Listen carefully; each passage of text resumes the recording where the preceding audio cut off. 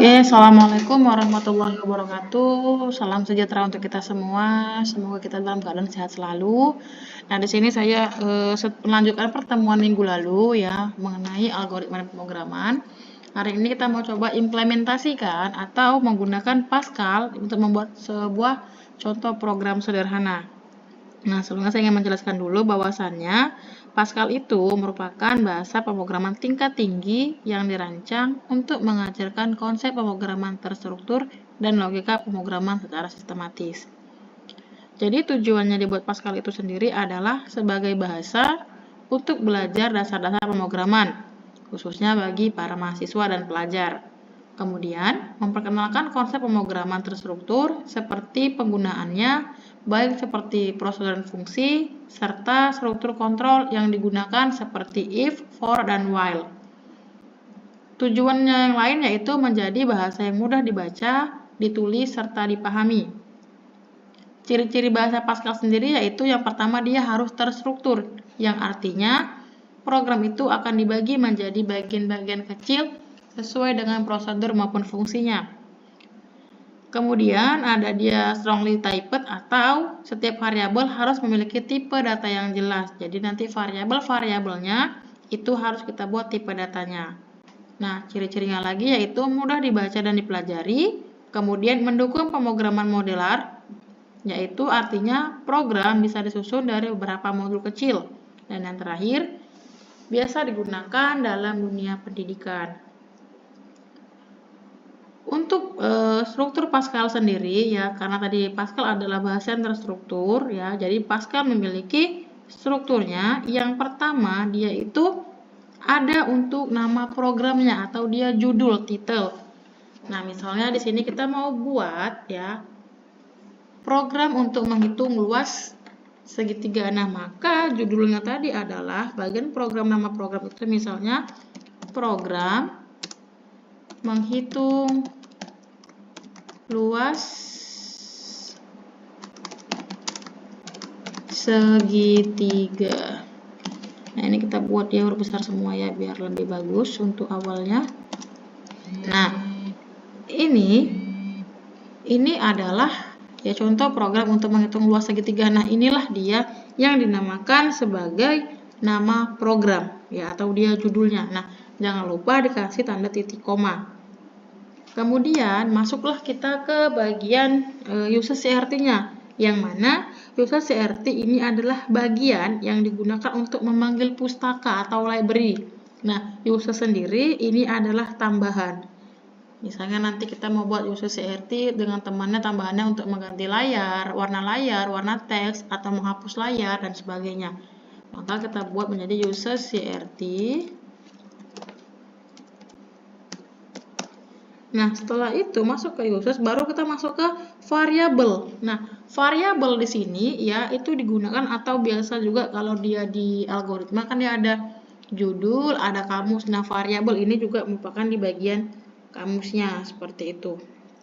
Nah, jadi nanti misalnya di sini adalah variabelnya ada apa aja. Variabelnya ada dia itu daripada segitiga ada dia alas, tinggi, ada luas ya kan. Misalnya di sini variabel adalah alas, atau boleh nanti kalau mau diringkas menjadi A itu boleh, alas, tinggi, kemudian luas. Nah, yang mana tipe datanya adalah tipe data real. Atau boleh diganti misalnya seperti ini, alas, tinggi sama dengan tipe datanya integer, ya kan? Itu boleh juga. Kemudian luasnya baru dia real. Nah, itu boleh. Ini kita buat aja dia alas, tinggi, kemudian luas. Mana ini tipe datanya adalah bilangan real. Ya. Nah, lalu udah masuk dia di bagian alas, baru masuklah dia ke bagian isi. Ya kan? Atau dia di bagian begin. Nah, jadi begin ini adalah blok utama atau program utama. Nah, diawali dengan begin, nanti diakhiri dia dengan si end. Ya. Nah, semua perintah akan dijalankanlah di bagian begin ini ya sampai nanti dia dengan end. Nah, end nanti diakhiri dengan tanda titik yang artinya program telah selesai kita lakukan, seperti itu. Oke, Bijin. Nah, tadi saya bilang bahwasanya user CRT ini adalah program atau D yang ada di library untuk tambahan. Maka kita bisa tambah di sini clear screen. Clear screen untuk menghapus daripada papan ataupun hasil nanti yang sudah berjalan ya. Clear screen, kemudian write. Nah, disinilah dia kita masukkan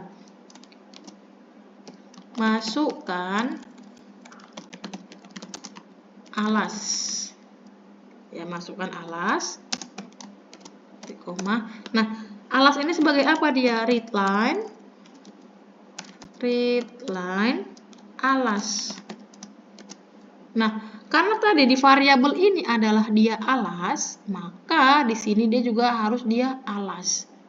Kalau seandainya ini kita ganti menjadi A, maka ini dia juga harus A. Ya, jadi di bagian readline ini adalah mendeskripsikan daripada si variabel yang ada di atas. Harus disesuaikan. Jangan nanti yang atasnya variabelnya alas, di bawahnya A. Atau kebalikannya, itu nggak boleh ya. Jadi harus sama antara variabel dengan isi di bagian bijinnya. Maka karena ini kita buat alas, maka ini dia juga harus alas. Nah, selanjutnya write. Nah, selain alas kan ada dia namanya tinggi. Maka masukkan tinggi atau nilai tinggi. Masukkan tinggi. Ya, juga jangan lupa titik komanya. Nah, sama seperti alas, maka ini dia harus read line tinggi karena kita buat di atas dia tinggi di bagian variabel, ya. Nah, lalu luas. Luasnya dia tadi apa? Masukkanlah dia untuk rumusnya, yaitu ada dia alas kali tinggi dibagi 2. Misalnya, kan? Alas kali tinggi per 2 titik koma. Atau boleh juga kalau mau kalian buat kan ada kan per 2 kan ada setengah alas kali tinggi. Maka ini bolehlah juga dibuat misalnya adalah setengah, kan dia berarti adalah 0,5 ya kan, dikali alas kali tinggi atau setengah alas kali tinggi.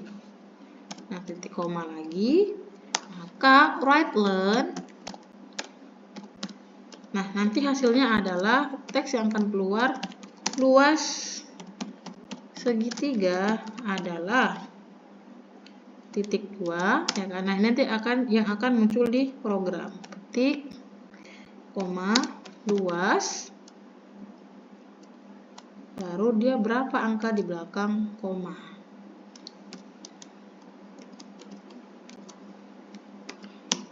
Nah, setelah semuanya selesai, udah nggak lagi mau dimasukkan, langsung dia ke readline, kemudian end, yang artinya program sudah berakhir.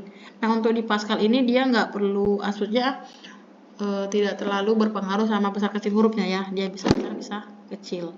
Oke, kita coba jalankan. Nah, ini dia. Kenapa dianya tidak bisa? Karena di sini ya dia write masukkan tinggi,